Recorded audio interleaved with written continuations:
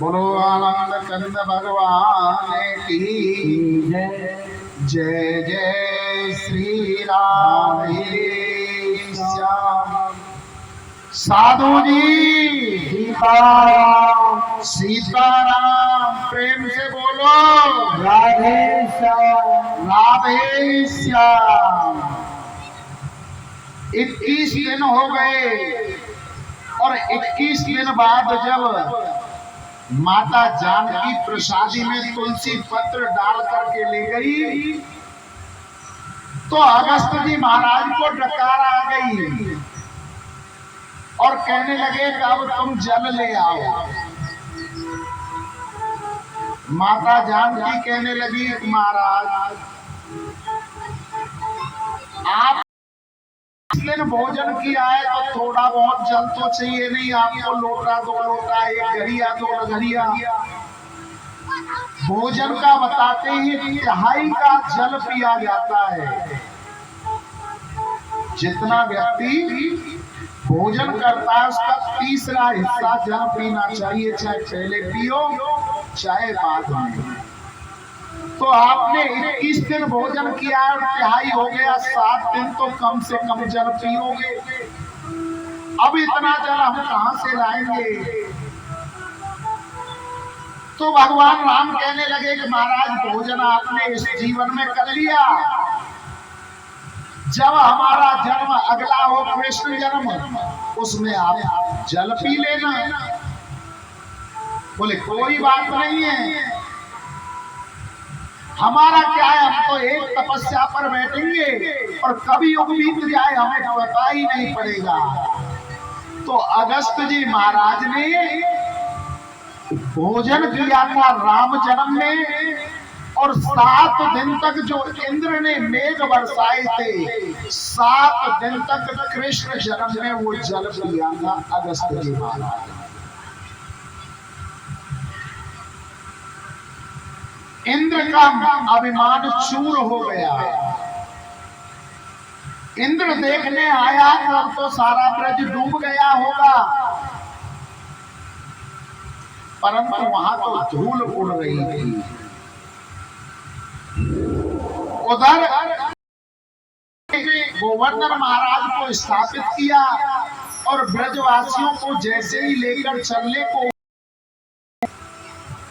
तो ब्रजवासी पूछने लगे कि हे कन्हैया तू यूं बताते नहीं या गोवर्धन उठायो तो उठायो कैसे?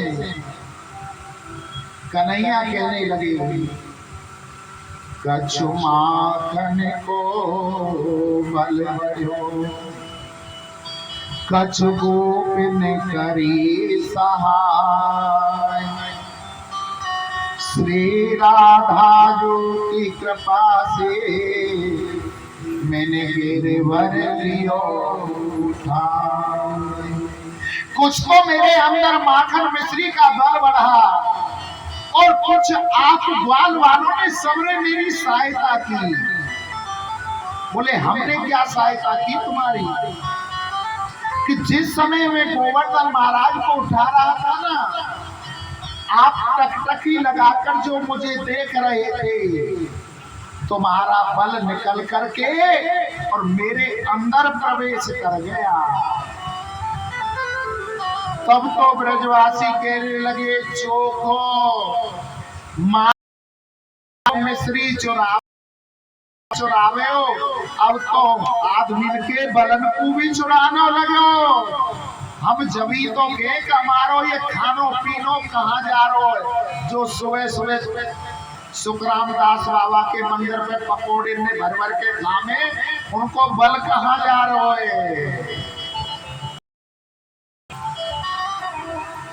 बलय भी चुराने लगे और जब ही हम निर्बल है रहे हमारे अंदर ये शक्ति नहीं आ रही है। इतने में इंद्र आकर के क्षमा याचना मांगने लगता है कि हे प्रभु आप मेरे अपराधों को क्षमा कीजिए। ऐसो को उदार जग माही बिन सेवा जो द्रवहि दीन पर, राम सरस को नाम। आपके समान दयालु कौन होगा, जो एक जरा से भाव पर रीझ जाते हो। आप मेरा अपराध क्षमा कर दो प्रभु। इंद्र की ऐसी वाणी को सुन करके गोविंद कहने लगे, भाव बिन कुछ भी देवे तो मैं कभी लेता नहीं, और भाव से एक फूल भी दे तो मुझे स्वीकार है। बिन भाव के अगर कोई मुझे सोना चांदी हीरे मोती देता है, मैं लेता नहीं हूँ। और भाव से अगर कोई मुझे एक तुलसी पत्र, एक पुष्प मुझे अर्पण कर देता है, तो उसे मैं माथे से लगाता हूँ। मेरे भक्त ही तो सब कुछ है, और मेरे पास है क्या। भक्त हमारे पग धरे करों में वहां, सदा संग लागत फिरूं कबहु न छोड़ूं। भक्त जब मेरी तरफ अपने पगों को बढ़ाते हैं ना, तो मैं वो एक पग बढ़ाते हैं, मैं उनकी तरफ 100 पग बढ़ा देता हूँ।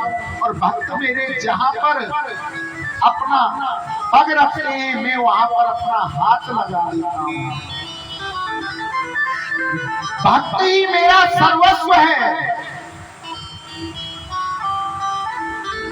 नरसिंह के पास क्या था, विश्वास था अपने प्रभु के ऊपर। जैसा जैसा भक्तों ने नाच नचाया, वैसा प्रभु नाचा। किनके कारण, भक्तों के कारण। और भारत की भूमि इतनी महान है, जिसमें बड़े बड़े संत महात्मा आए, उन्होंने तपस्या की, प्रभु को पाया, दर्शन किए। इंद्र हाथ जोड़ करके कहने लगा कि हे प्रभु, आप मेरे अपराधों को क्षमा कर दो। मैं एक बच्चा हूं, इस जगत में कोई परमानेंट नहीं है। मैं तो आपका दास हूं, मैंने जो अपराध किया है, मेरे अपराध को क्षमा कर दो, मेरे अपराध को क्षमा कर दो।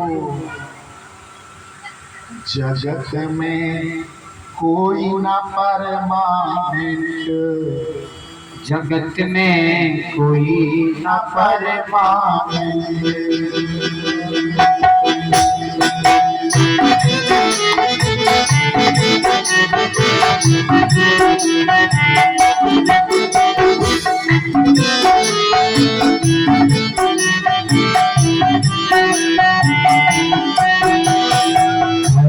जगत में कोई ना परमाने, जगत में कोई ना परमाने, जगत में कोई ना परमाने, जगत में कोई ना परमाने।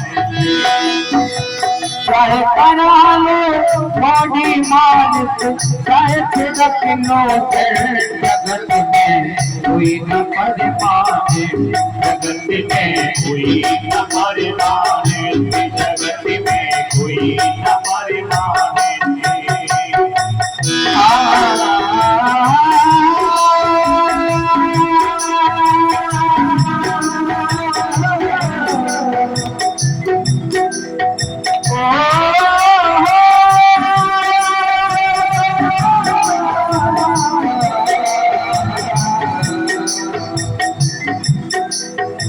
चाहे करा लो बॉडी मालिक, चाहे करा लो बॉडी मालिक, चाहे तिलक नौकर, जगत में कोई न परमाने जगत में कोई न परमाने जगत में कोई न परमाने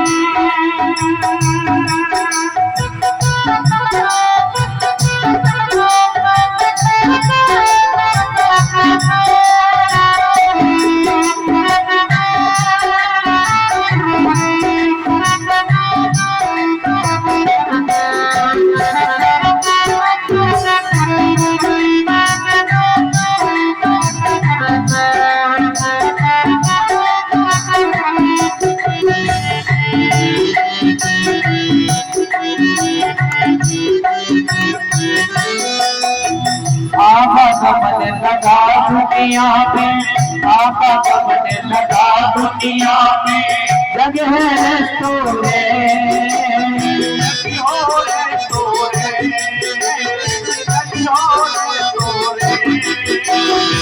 एक दिन तेरे उखड़ जाएंगे एक दिन तेरे उखड़ जाएंगे तेरे संगों से जगत में कोई न परमाने जगत में कोई न परमाने जगत में कोई न परमाने सहस्रानो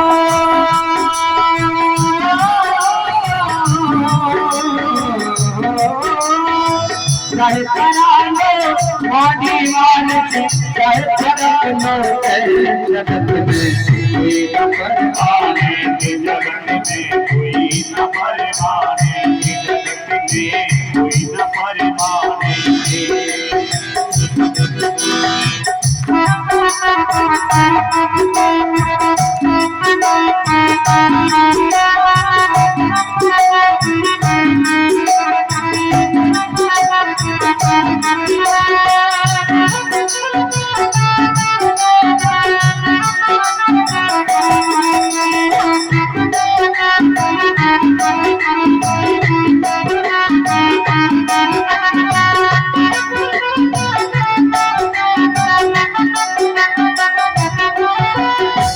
राष्ट्रपति हो कर जनरल राष्ट्रपति हो कर जनरल राहुल भैया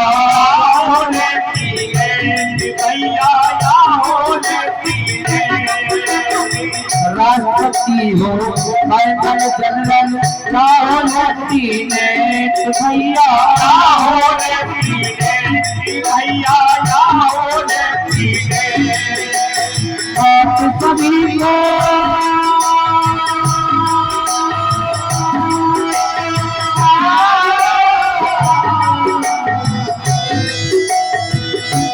आ जाएगी लेकिन याद नहीं कोई नहीं जगत में न परमाने जगत में न परमाने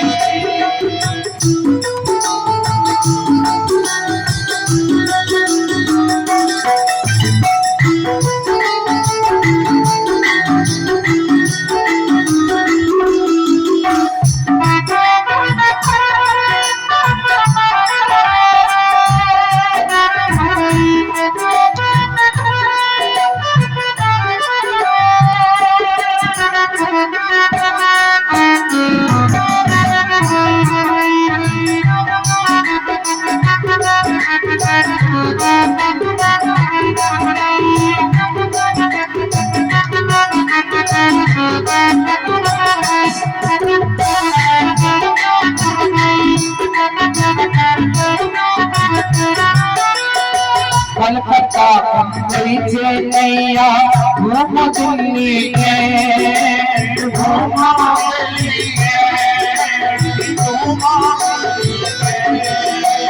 कलकत्ता मुंबई चेन्नैया घूम दिल्ली के भैया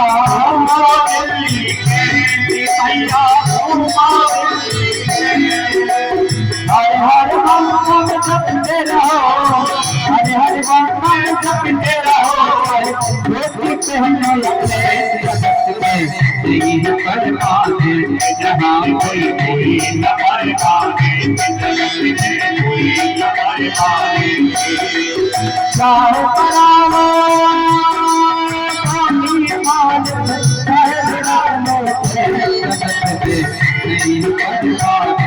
यहाँ कोई न परवाने।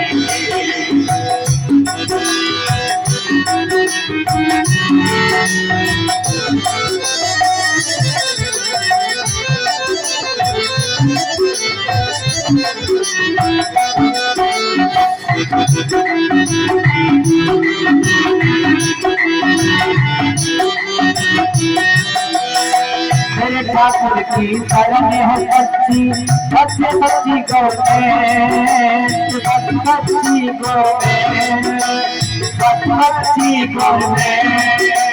मेरे ठाकुर की शरण ही है सच्ची गवर्नमेंट, सच्ची गवर्नमेंट, सच्ची गवर्नमेंट। इनके हाथ से भैया एक से कोई न कर पाए, जगत में कोई न कर पाए, जगत में कोई न कर पाए। कह करा लो कोई मानस, कह करा लो कोई मानस, कह रख लो यहाँ कोई नहीं न कर पाए, यहाँ कोई नहीं न कर पाए, यहाँ कोई नहीं न कर पाए, यहाँ कोई नहीं न कर पाए।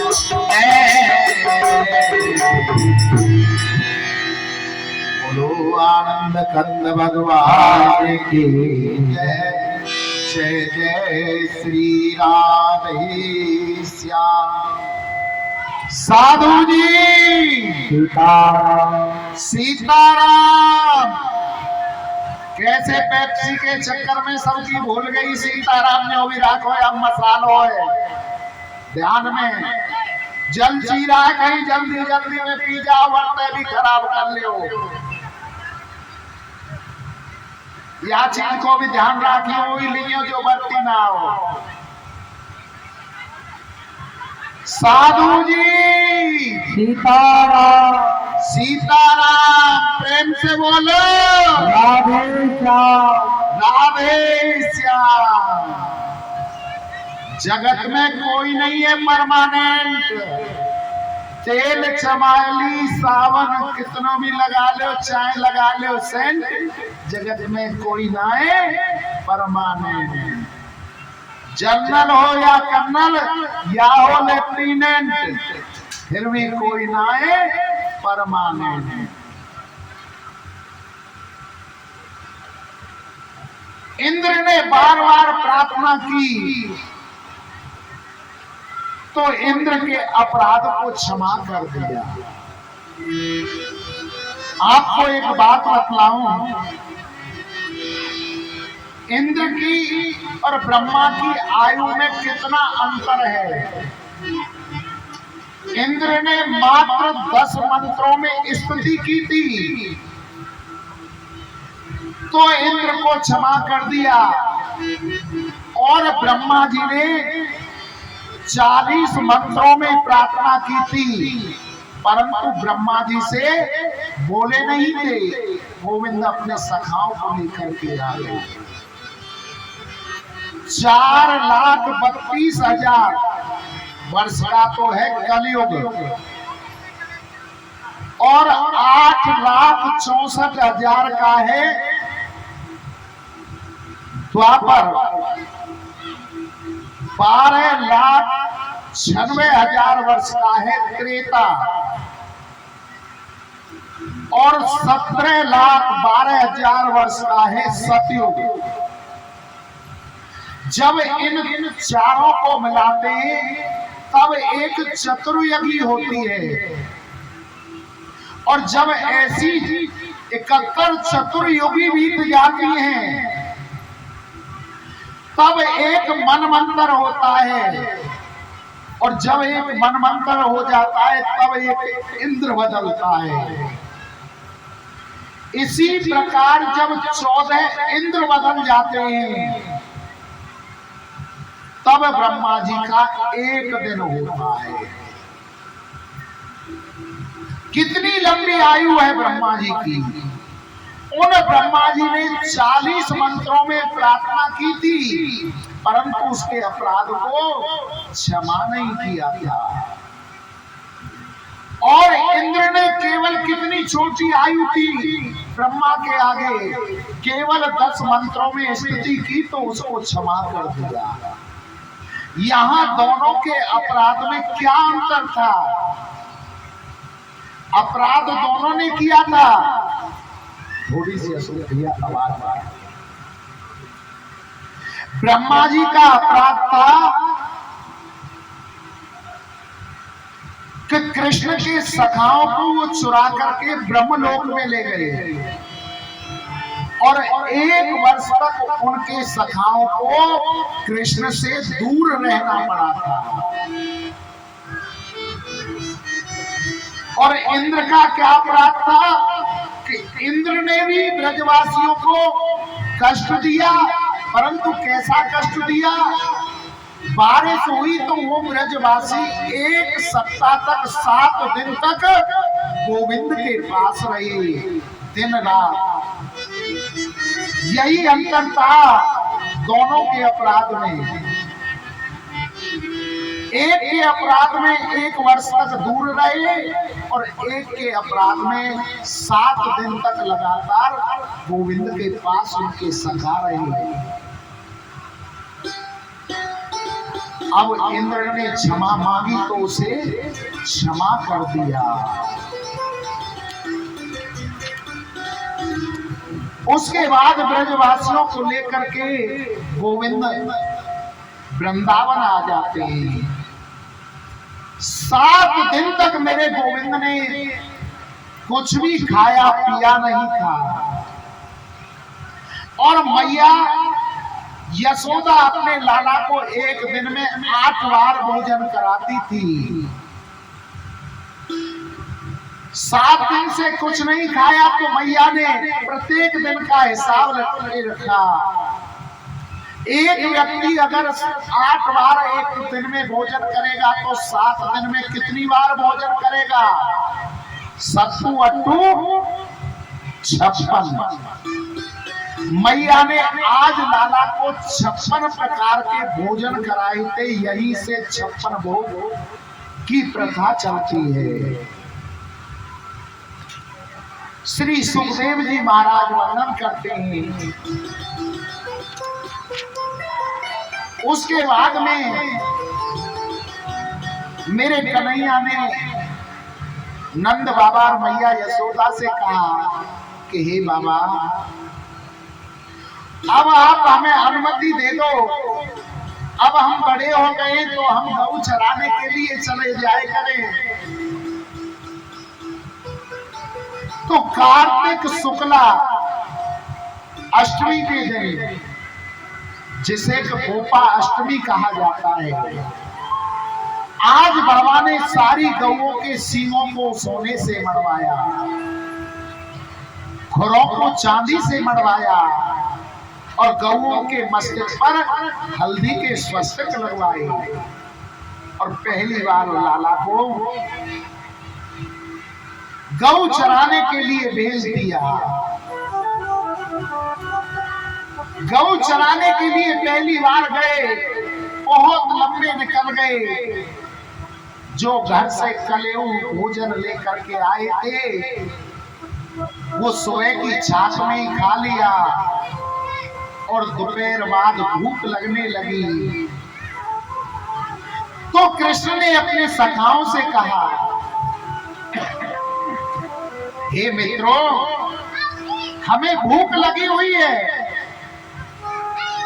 कुछ भोजन की व्यवस्था करो ना। बोले इस बियाबान जंगल में भोजन कहां से मिलेगा? तो कृष्ण ने देखा कि दूर से धुआं उठा हुआ था एक जगह पर। बोले देखो उधर धुआं उठ रहा है, वहां कोई ब्राह्मण या संत यज्ञ कर रहा है। आप वहां पर जाओ और वहां से कुछ भोजन की व्यवस्था लेकर के आइए। कृष्ण के कहने पर कृष्ण सखा वहां पर जाते हैं और वहां पर जाकर के देखा कि वहां ब्राह्मण यज्ञ पर यज्ञ करे जा रहे थे। कृष्ण के सखाओं ने कहा हे भूमि देवा शृणुत कृष्णस्यादेशकारिणम्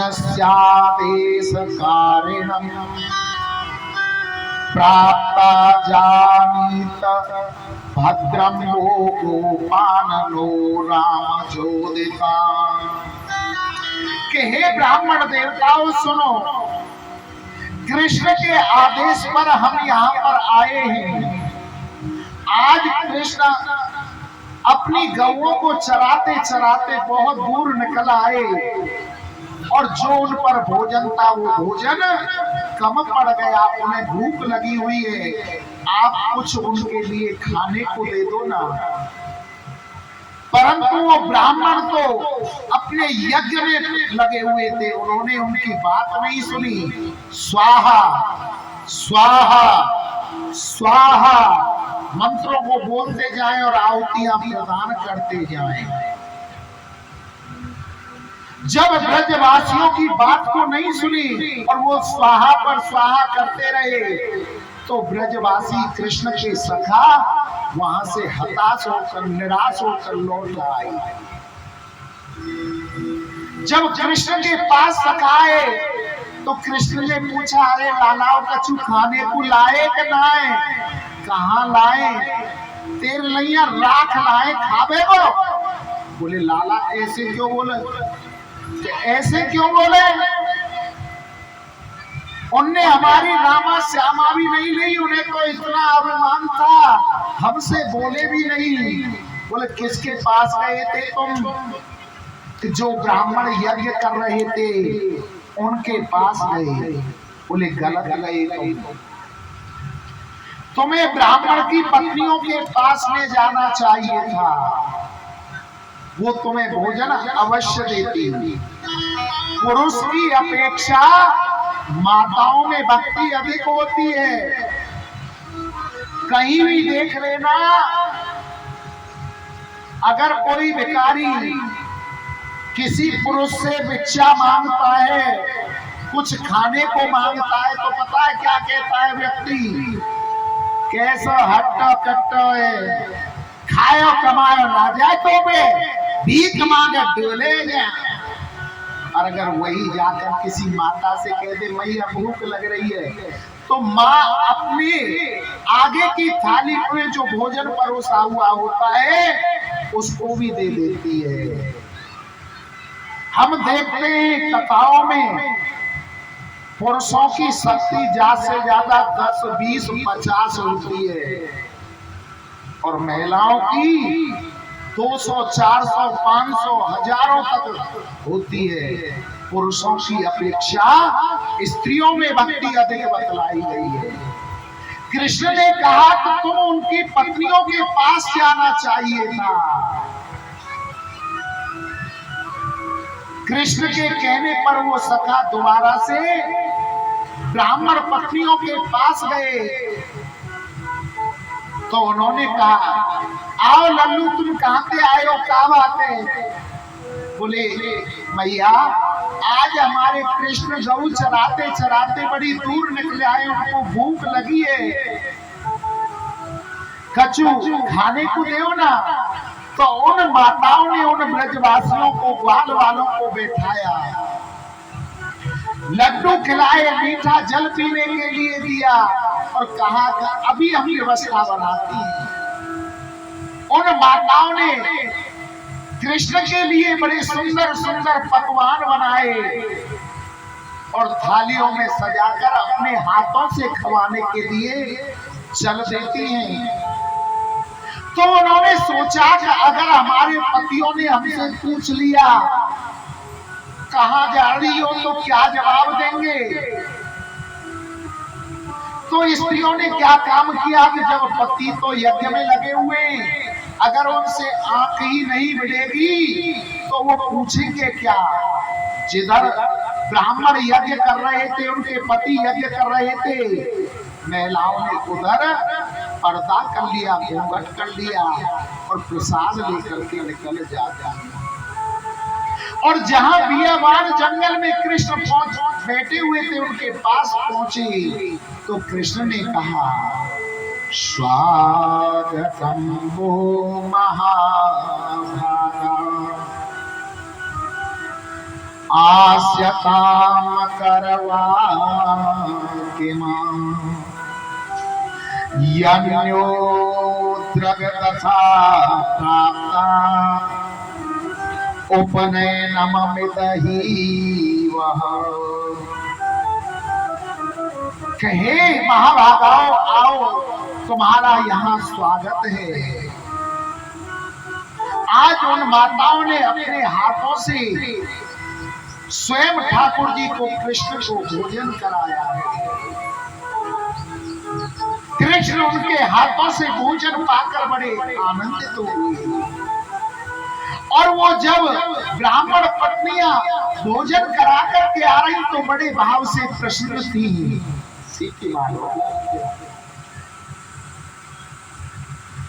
बड़े भाव से प्रश्न थी। कहते हैं जा पर कृपा राम की हुई ता पर कृपा करे सब सोई। आज उन ब्राह्मण पत्नियों पर ठाकुर जी की कृपा हुई और जो ब्राह्मण यज्ञ पर यज्ञ किए जा रहे थे स्वाहा स्वाहा स्वाहा, जब उनको पता चला कि हम तो इस यज्ञ में अपने जीवन को यूं ही व्यतीत कर रहे हैं परंतु कभी हमने परमात्मा के दर्शन नहीं किए।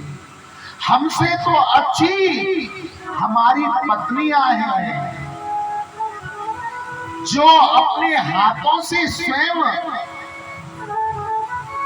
परब्रह्म परमात्मा को भोजन करा के आई हैं। आज ब्राह्मणों को अपने जीवन पर गिलानी उत्पन्न हो रही और अपने आप से कह रहे हैं दिक जन्म नेत्रवदा विद्या दिक व्रत बहु ज्ञातम दिक कुल दिक क्रिया दाक्षम विमुखा ते तयो तज्जये। कि धिक्कार है हमारे जन्म को। जिस कुल में हमने जन्म लिया उस कुल के कारण हमको अभिमान हो गया। धिक्कार है हमारे इन मंत्रों को, इन मंत्रों के कारण हमने अभिमान आ गया। धिक्कार है इस क्रिया को जिस पर हमने परमात्मा को नहीं पहचाना। हम यज्ञ पर यज्ञ करे जा रहे थे। आज उन ब्राह्मणों ने अपनी पत्नियों से ज्ञान प्राप्त किया कि भगवान तो भाव का भूखा है, भाव से रीझता है। गोविंद एक एक क्रिया को ऐसे करते हैं किसी को पता नहीं चलता। और जब शाम को गोधूली बेला आ गई तो गोविंद अपनी गौओं को चरा करके लौट रहे हैं वृंदावन की ओर। पसीना सारे शरीर पर आया हुआ है और धूल उड़ उड़ करके उन पसीनों पर लग रही है तो वो पसीने की बूंदें ऐसे लगती हैं जैसे कि गोविंद के ऊपर हीरे मोती लटक रही है। आगे आगे गौएं चल रही हैं, पीछे पीछे ग्वाल और बीच में मेरो मदन गोपाल। छोटी छोटी गई, छोटी छोटी गैया, छोटे छोटे ग्वाल, छोटा सा मेरो मदन गोपाल।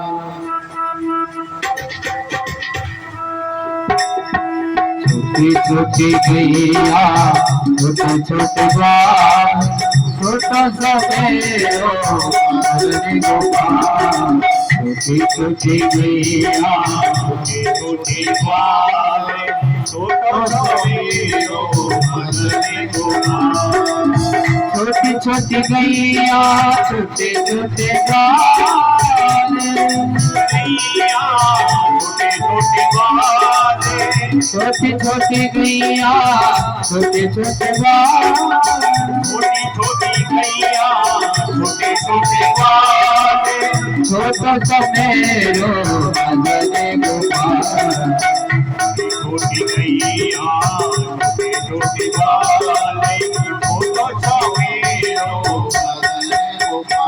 राधे राधे। बिन्नी के घर से है कोई? सामने वाले बिन्नी के मकान से है कोई? थोड़ी और या कोई भी हो? क्या जी?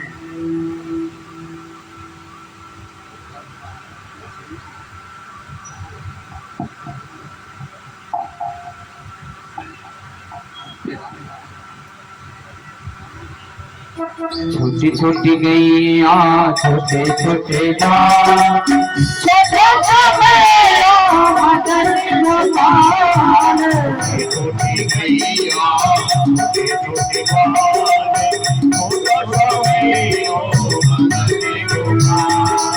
आगे आगे गैया पीछे पीछे आगे आगे गैया पीछे पीछे आगे आगे गैया पीछे पीछे आगे आगे गैया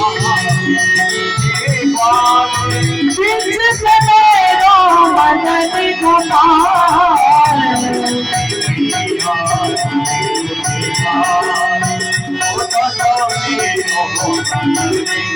छोटी छोटी गैया छोटे छोटे गान छोटा सा मेरो भजन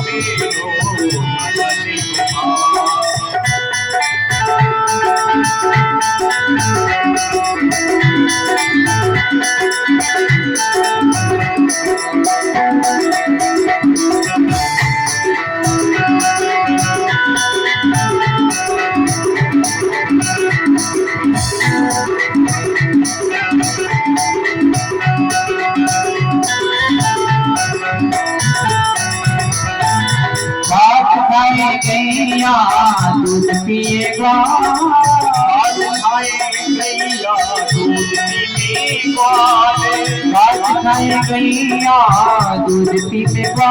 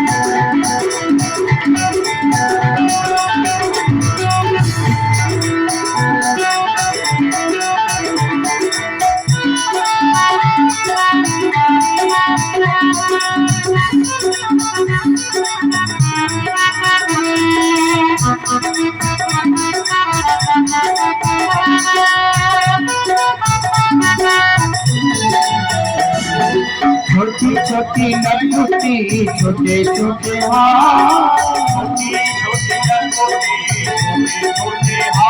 किसी के कान में हीरा किसी के नाक में हीरा हमें क्या काम दुनिया से मेरा तो श्याम है हीरा कजरानी तेरी अखियन में कुछ भरा हुआ कुछ पाना है मेरा तो बन तेरी कमर है बस जान हाथ से धोता है बस जान हाथ से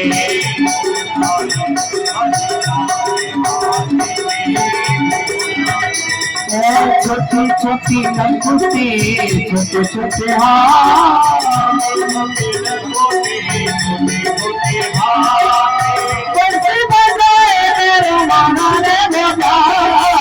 छोटी छोटी गैया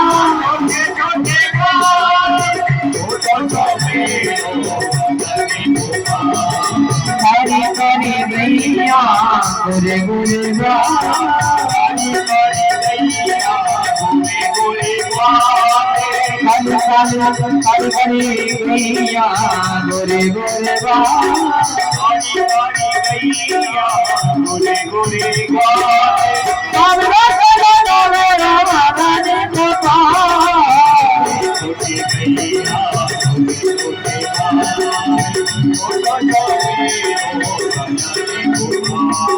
छोटी छोटी गैया छोटे छोटे छोटा सा गैया मदन गोपाल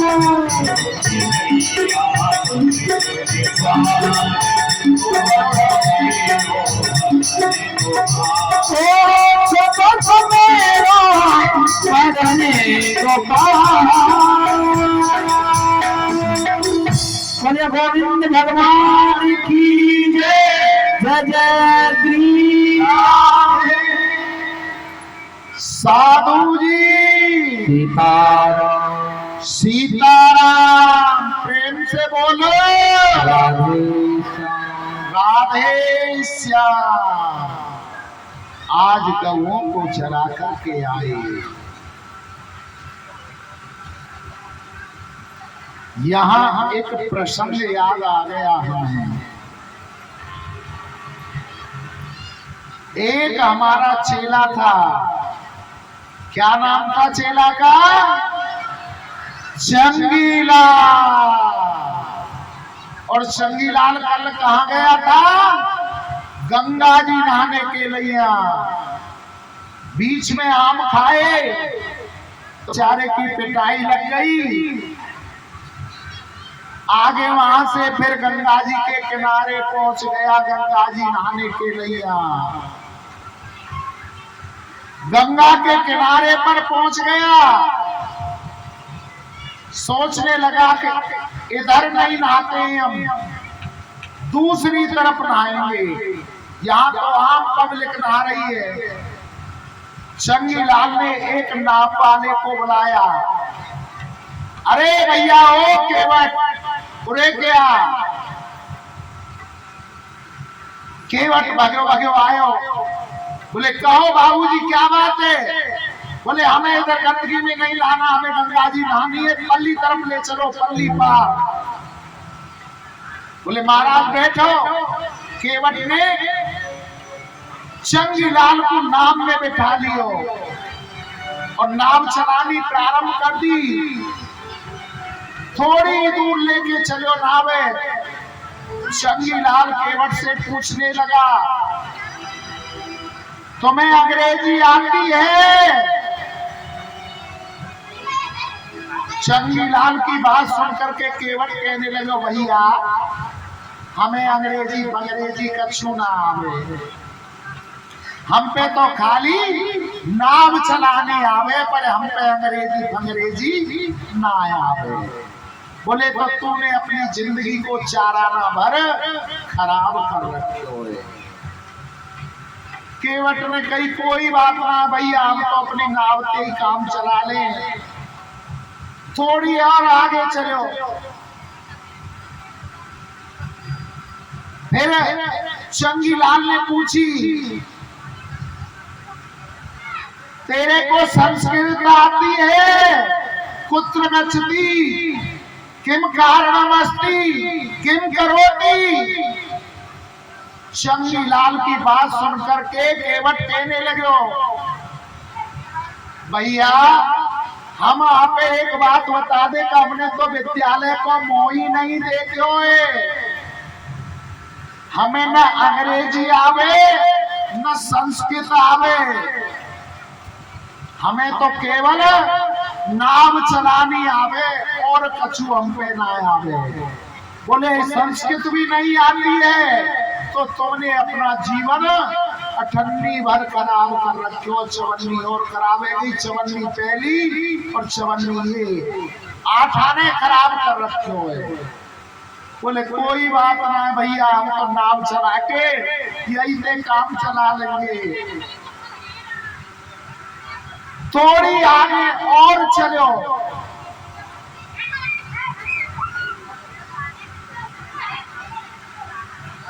थोड़ी आगे और चलो। नाव चलाने के अलावा और भी कछु आवे भैया तो पे पान खानो आवे, चुर्री खानो आवे, सुपारी खानो आवे। बोले भैया हम पे कछु ना आवे, हम तो ये देखे ना, न पान देखो, न सुपारी देखी, न चुर्री देखी। बोले अच्छा तो फिर तो तेने अपने जीवन के 4 आना और खराब कर दिए, 12 आना भर तेरो जीवन खराब है। केवट कहने लगे कोई बात ना भैया, हमारा तो जितना है जीवन खराब, कोई बात ना है, हम तो अपनी नाव चला के काम चला रहे, थोड़ी आगे चले। गंगा जी में भंवर पड़ने लगी। भंवर जब पड़ने लगी, अब केवट कहने लगे आते, ओ भैया बाबूजी एक बात बता, तो पे तैरनो आवे? चंगीलाल कहने लगे कि भैया हम पे तैरनो फैरनो ना आवे, हम पे अंग्रेजी आवे, हम पे संस्कृत आवे, हम पे पान खानो आवे, हम पे सुपारी खानो आवे, हम पे चुर्री खानो आवे, पर हम पे तैरनो ना आवे। बोले तैरनो ना आवे तो तेरा 16 आना खराब जीवन। भैया नाव जा रही है भंवर में और हम तो कूद के जा रहे हैं, अब नाव डूबेगी और तू भी डूबेगो। नाव जैसी भंवर में जान लगी, अब चंगीलाल कहने लगे ओ भैया बचा ले, ओ भैया बचा ले। जब बार बार प्रार्थना करी तो चंगीलाल बेचारे बचा के लिए आए। कभी भी अगर हमारे अंदर कोई ज्ञान है तो उसका अभिमान नहीं करना चाहिए। कहने का भाव यही है कि जिस पर जो क्रिया आती है वो अपने आप में ठीक है, कभी दूसरे को नीचा नहीं दिखाना चाहिए। आज शरद पूर्णिमा की रात्रि थी और मेरे गोविंद ने सोचा क्यों नहीं इन ब्रज गोपियों के साथ में मैं रास रचूं। गोविंद अपनी वेणु को लेकर के और यमुना के किनारे पर पहुंच जाते हैं। मेरे गोविंद की अवस्था 10 वर्ष की हो चुकी थी और जाकर के वहां वेणु पर नाद ताना मुरली को बजाना प्रारंभ किया। जिस भी ब्रज गोपी के कानों में वो आवाज आई तो गोपी को ऐसे लगता है कि ये मुरली मुझे बुला रही है, ये मुरली मुझे बुला रही है। कोई गोपी उस समय अपनी गऊ को धो रही थी, दूध निकाल रही थी, आधा ही दूध निकाल पाई। कानों में जैसे ही वेणु की आवाज आई उसने दूध को वहीं छोड़ा और चल पड़ी कहां, जहां कृष्ण मुरली बजा रहे थे। कोई गोपी वस्त्र बदल रही थी, आधे ही वस्त्र बदल पाई है और जैसे ही कानों में मुरली की वेणु आई, आवाज आई, तो उसे लगने लगा कि कृष्ण मुझे बुला रहा है, कन्हैया मुझे बुला रहा है। दौड़ लगा दी। कोई गोपी अपने पति को भोजन करा रही थी। पति ने कहा कि हे देवी, इसमें राम रस कम है, राम रस कहते हैं नमक को। पत्नी से नमक मांगा, राम रस मांगा और पत्नी बूरे का डिब्बा उठा लाई, शक्कर का डिब्बा, और उसकी कटोरी में पूरी शक्कर की डिब्बा को पलट दिया। बोली देवी तुम ये क्या कर रही हो, मैंने राम रस मांगा था और आप शक्कर को डाल रही हो। बोले तुम जानो और ये शक्कर जाने में तो जा रही हूँ। क्यों? तो उसे लग रहा था कि कृष्ण की मुरली मुझे पुकार रही है। कोई गोपी श्रृंगार कर रही थी कि एक नैन में ही काजल लगा पाई, दूसरे नैन में काजल नहीं लगा पाई है। और कानों में जब वेणु आई, आवाज आई मुरली की, तो गोपी चल दी वहां से। टोल का टोल यमुना के किनारे जहां पर कन्हैया मुरली बजा रहे थे वहां पहुंच जाते हैं। उन ब्रज गोपियों को आता हुआ देख करके स्वागतम वो महाभागा प्रियम किम कारिणा वह प्रजस्या नाम कंचिनी ब्रूतागमन कारिणम। कि हे ब्रज गोपियों, तुम्हारा यहाँ आने पर स्वागत है, परंतु अपने आने का कारण तो बताओ, किस कारण तुम यहाँ आई हो। गोपियां एक दूसरे के चेहरे के तरफ देखने लगी। कहा मैं इस कृष्ण से कहें तो कहें क्या। कृष्ण हमसे पूछ रहा है हमारे आने का कारण।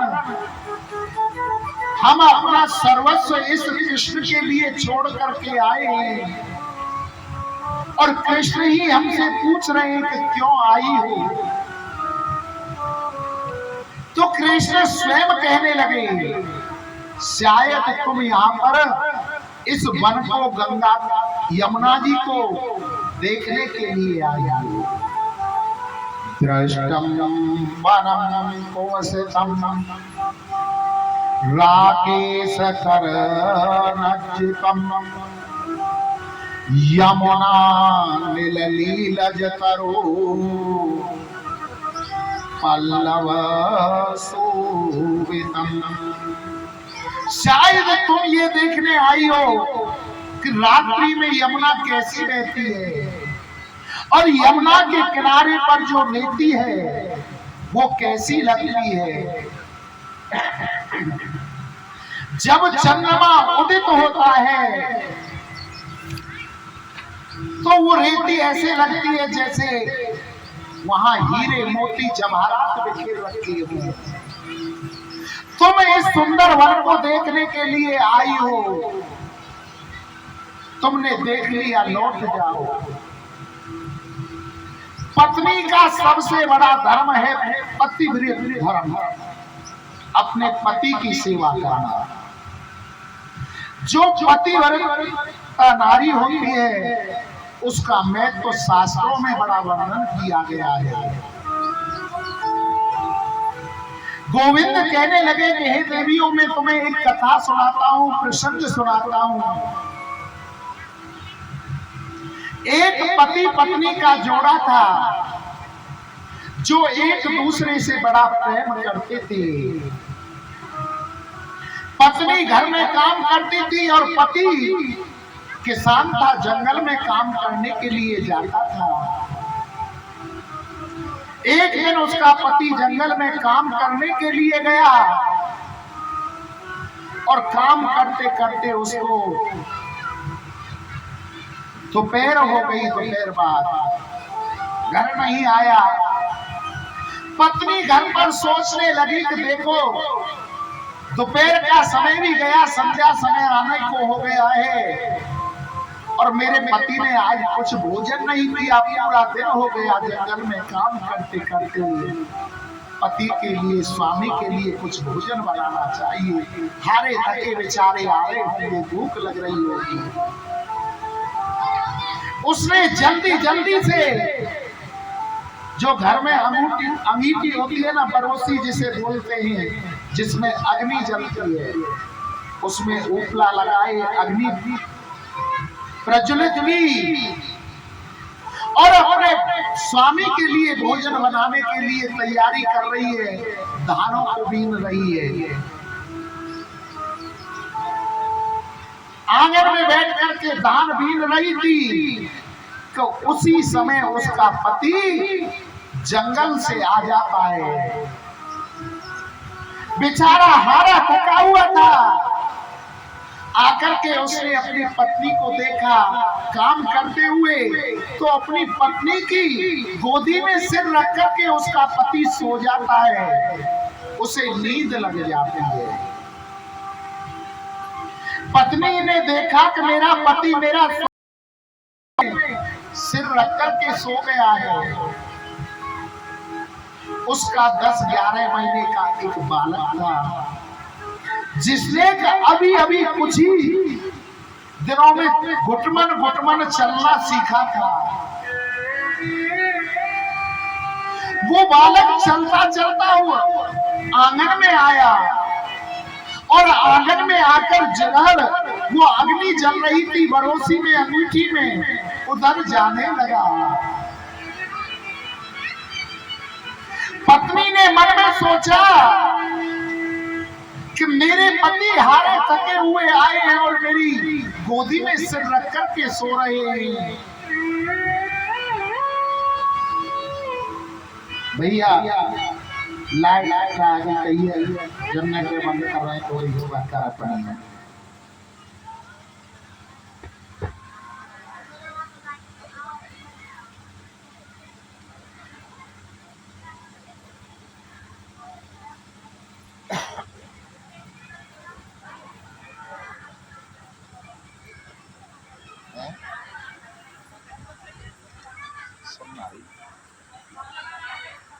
संतों का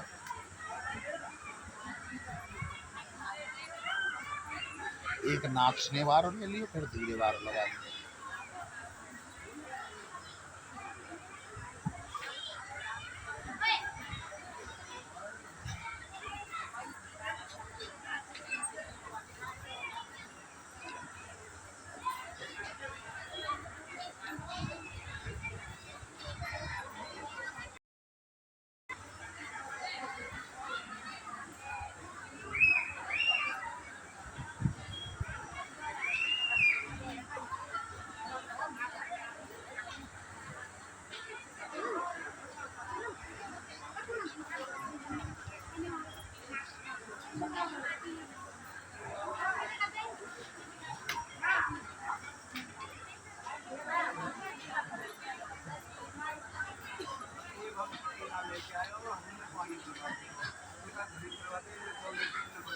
केला बटेंगी प्रसाद शाम को बांटना, चाहे 1 की बजाय 2 दे दो। अभी थोड़ा सा का था ना, 10-1 मिनट, ठीक है। बोलो आनंद कंद भगवान की जय जय श्री राधे श्याम। साधु जी सीताराम प्रेम से बोलो राधे श्याम राधे श्याम। अब तो वो बालक घुटमन चल करके और जिधर अग्नि जल रही थी उधर जाने लगा। पत्नी ने सोचा कि मेरे पति अभी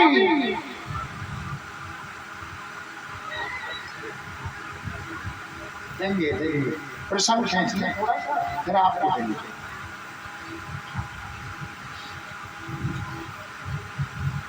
अब तो पत्नी सोचने लगी कि मेरे पति स्वामी जंगल से अभी अभी काम कर करके आए हैं और उनकी नींद लगी हुई है। अगर मैं बालक को बचाने के लिए जाती हूँ तो मेरा पति मेरा धर्म टूट जाएगा, मेरे पति जल जाएंगे। और अगर पति को सुलाकर रहती हूँ मैं अपनी गोदी में तो मेरा बालक अग्नि में जल करके भस्म हो जाएगा। मैं करूं तो करूं क्या? फिर उसने सोचा कि होगा सो देखा जाएगा। मैं अपने पति मेरा धर्म पर पालन करूंगी, मैं अपने पति को नहीं जगाऊंगी। और उसने अपने नेत्रों को बंद कर लिया और उसका नन्हा सा बालक धीरे धीरे जाकर के उस कुंड में कूद जाता है। तकरीबन 1 घंटे के बाद में उसके पति की आंख खुली।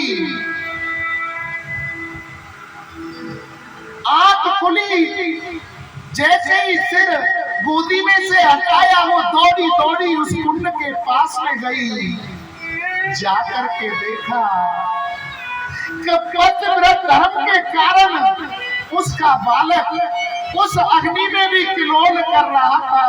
वो अग्नि उस बालक के लिए चंदन जैसी शीतल बन गई। तो हे देवियों, तुम्हें अपने पति के पास रहना चाहिए था। पतिव्रत धर्म में इतना शक्ति है। गोपियां कहने लगी, आप ये लीला हमें क्या सुना रहे हो कथा? ऐसी कथा तो हमें भी आती है। एक पति पत्नी का जोड़ा था जो बड़े प्रेम से रहता था। एक बार उस जोड़े पर पति पत्नी के पर कंगाली आ गई, गरीबी आ गई। तो उसका पति अपनी पत्नी से कहने लगा कि हे प्रिय, इस शहर के अंदर, इस गांव के अंदर मुझे काम नहीं मिलता। आप कह दो तो मैं परदेश में जाऊं और परदेश से धन कमा करके लेकर के आऊंगा। पत्नी कहने लगी कि हे स्वामी, तुम परदेश को चले जाओगे, मैं किसकी सेवा करूंगी? मेरा पतिव्रत धर्म क्या होगा? तो उसका पति शहर को जाता है और वहां से अपना प्रतिबिंब अर्थात फोटो खिंचवा करके लाता है और ला करके फोटो अपनी पत्नी को दे देता है और कहता है कि हे प्रिय, जब मैं परदेश चला जाऊं तू इस प्रतिबिंब की फोटो की सेवा करना, इसको कपड़े से पोंछना, इसको चंदन लगाना, इसको भोजन का भोग लगाना और उसके बाद में तू पाल लिया करना। पति ऐसे अपनी पत्नी को समझाकर परदेश चला जाता है। पत्नी पीछे से उस प्रतिबिंब की फोटो की प्रतिदिन ऐसे ही सेवा करती है, गीले कपड़े से उसे पोंछती है, चंदन लगाती है, भोजन का भोग लगाती है और बाद में उसी भोग को आप पाती है। 1 वर्ष हो गया। 1 वर्ष बाद उसका पति बहुत सारा धन कमा करके लौट करके आया, आपके दरवाजे को खटखटाने लगा। उस दिन भी उसकी पत्नी अपने पति के प्रतिबिंब फोटो की पूजा में लगी हुई थी, उसको पोंछ रही है, चंदन लगा रही है, उसके लिए भोजन बना रही है। एक गोपी ने कहा, कृष्ण हम तुमसे पूछते हैं, बताओ उस पत्नी को दरवाजा खोलना चाहिए था कि नहीं?